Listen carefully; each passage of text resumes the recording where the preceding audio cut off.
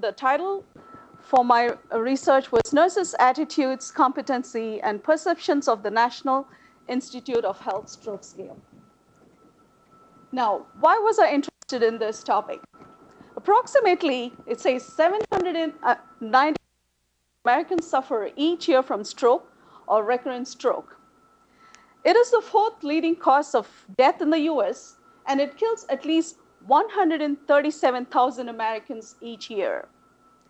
And Americans have spent 71.55 billion US dollars in stroke-related medical costs in the year 2010. And what is predicted for 2030 is 183.13 billion US dollars. The problem is big.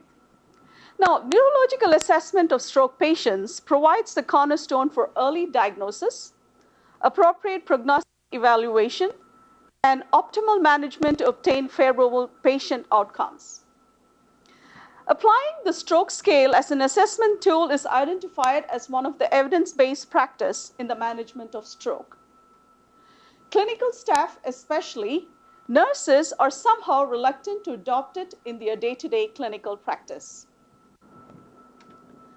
That is how I come up with this problem statement here. Although nurses are required to document and complete the NIH assessment at least once a shift on all ischemic stroke patients, institutional audits in this particular institution found that nurses were not documenting every component of the scale, and when documented, it is not accurate or complete. So nurses are expected to identify stroke deficits in ischemic stroke patients and use the findings to estimate the severity of stroke, identify potential complications, predict prognosis and mortality, and communicate these findings with the rest of the team members. That is why the purpose of the scholarly project is this. Now, I wanted to identify what are the intrinsic factors that is stopping be preventing the nurses from using the scale in their day-to-day practice. In order to address this, I came up with three pertinent questions that had to be addressed. Number one, what are the nurses' attitudes regarding the stroke scale, the NIHSS stroke scale? How do nurses rate their ability or competency to perform the scale? And the third question is, what do nurses think or perceive about the usability of the NIH scale as built into the EMR in the institution? In order to do this, the theory that was helping me conduct the study was the theory of planned behavior by Agent. Now, in this theory, there are three components or motivating factors that would prompt a person towards a behavioral intention that would make him or her to do a certain behavior. So the three components in this theory are attitudes, subjective norm, and perceived behavioral control. Now, of which attitude and the behavioral control is intrinsic factors, and the extrinsic factors are the subjective norm. Now, you can see in this, these factors would influence someone's intention to behave in a certain manner. Now, the methodology that I used, of course, this is a performance or quality improvement project. A survey design methodology was used, and the sample was convenient sample of 47 eligible registered nurses from a population of 48 nurses, and that was a very good response. The eligibility requirement for participation in the study was each nurse should have had at least 8 hours of stroke education as offered by the hospital, certified to use the NIHSS stroke scale, and are performing and documenting patient assessments using the NIH as built into the hospital's EMR. The measures. Now, I as a researcher had to develop survey tools to collect data to address the three questions that I had come up with. The first of which is demographic data questionnaire. Second, nurses' attitude regarding the NIHSS survey tool. 3, the nurses' assessment of competency in performing the NIHSS survey tool. And 4th is nurses' perception of the usability of the NIHSS as built into the EMR survey tool. used Excel and SPSS to analyze the data as obtained from the 47 surveys that were collected at the end of the study. Now, the validity and reliability testing of these tools were done. The face validity of the tools were confirmed by 3 experts in the field. That included a doctor with NIH, the National Institute of Health, and the stroke coordinator and the director of the nursing science hospital. The reliability testing was done ex post facto. Now, this is only because the frame and the scope of time did not allow for us to conduct a pilot study. Now, the findings here were the Cronbach's alpha of 0.760 for attitude questionnaire, the competency scored 0.909, and the usability was 0.70. Now, they say the thumb of rule is anything greater than 0.7 is usually accepted. And here you see the reliability is good because the internal consistency is based on this, and everything was greater than 0.7. So that proved the validity and reliability of the scales that were used.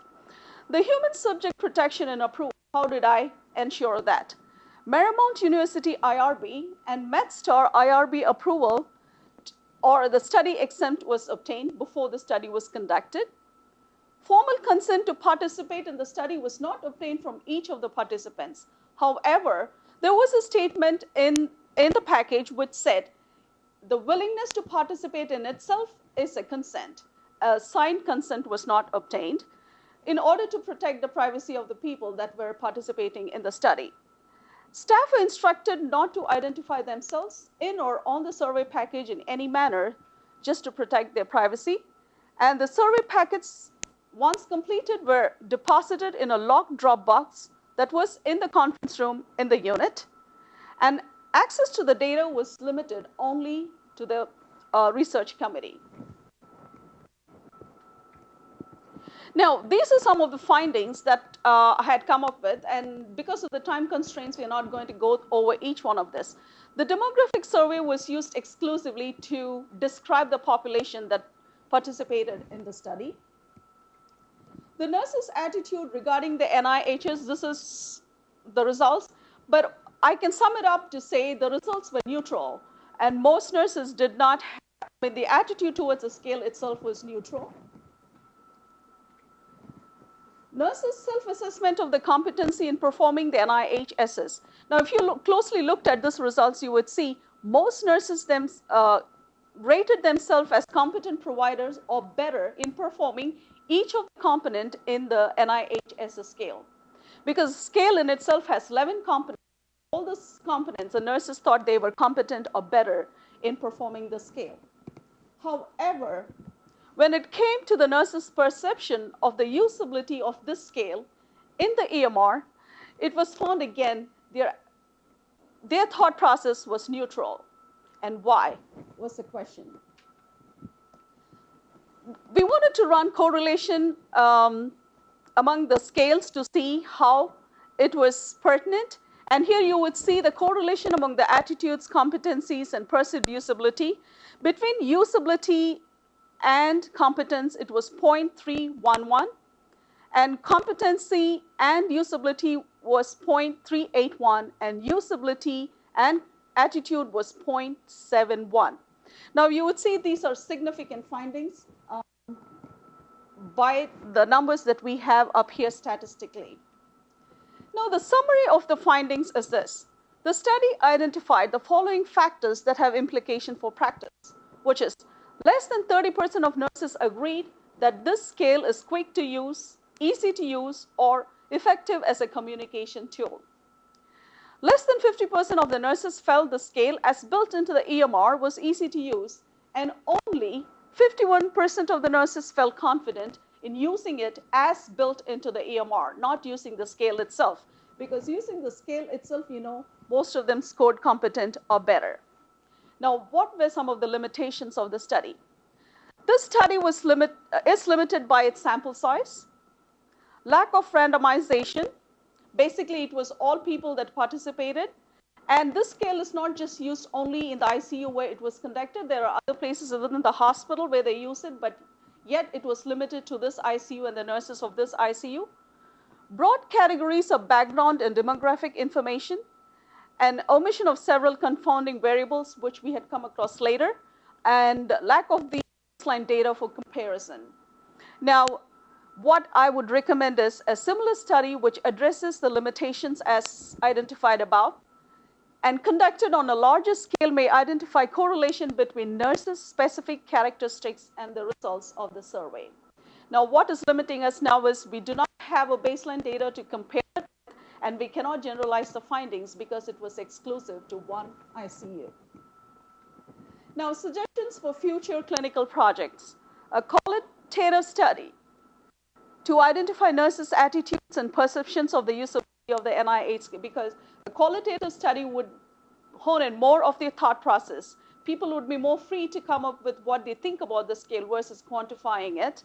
And time and motion studies to identify time consumed by nurses in performing NIH assessments on the bedside.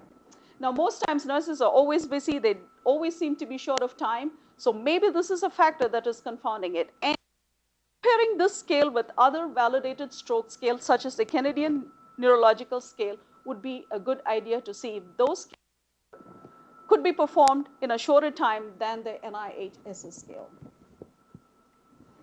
Now, the floor is open for questions. If anyone should have any questions, it is now. First, thank you very much for your presentation.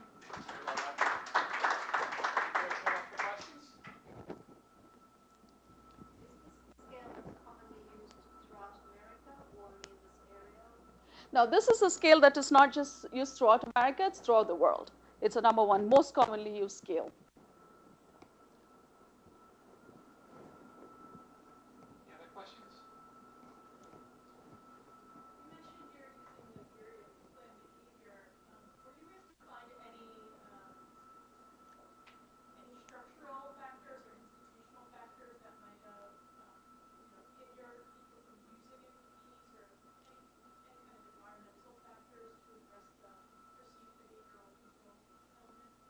All right. Now, that is the next phase of the study we think we should conduct because, like we said, that's why I suggested it should be a qualitative study. That way the nurses would come up with their thought process. Because here what is happening right now is, like my theory said, there are three factors. The extrinsic factor is what is pushing them to do the scale today. But however, the audits were showing it was not complete. And when done, it is maybe not right. So what is holding them back should be a whole new phase that needs to be studied, because I can come up with the conversations and things that we have informally why they don't do. Number one factor is time constraint. So if, God willing, I continue with the same institution, we have plans for part 2 and 3 of the study, during which time we hope to maybe get into the EMR itself and see how we can improve things.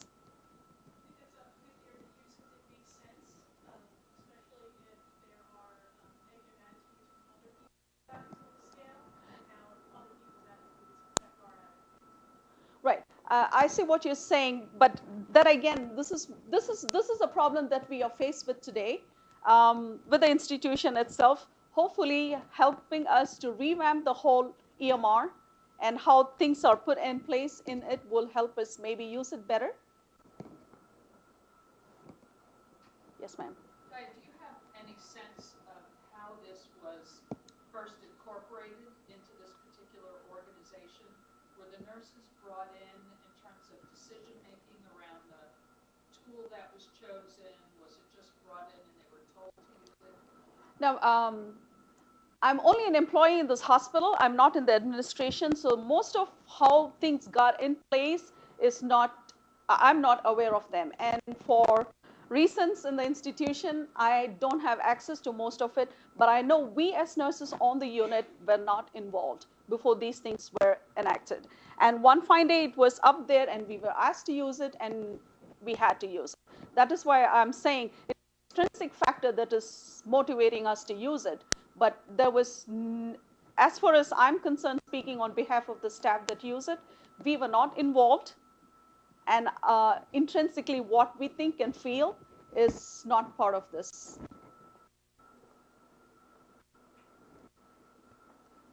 I think getting 47 nurses who are working out of 48 possible to respond to your surveys is really Tremendous. Amazing. Yes. Because I know they're busy there. Was there a factor involved that sort of permitted you to get that many people? Are they really concerned about using the scale? Is that why they were participating at such a high level? Or Well, this was, to take you back, this was a newly evolving neuro-intensive care, and the nurses were all very active and involved in everything that was happening around there. And we were also striving to get, we were primary stroke certified, and we were moving on to becoming comprehensive stroke certified. So everyone was involved. We had inputs from the nurses. We wanted things to happen. We wanted to be the first in the area, and which we are. We are proud to say that. So we were involved, yes, and there was a little incentive for nurses that chose to get the incentive if they wanted to. And of course, we all worked together, and I guess they wanted me to do well, and everyone chipped in and helped me. I did not force anyone. There was no force. It was voluntary. And yes, it is good. 47 out of 48 nurses, 98% response.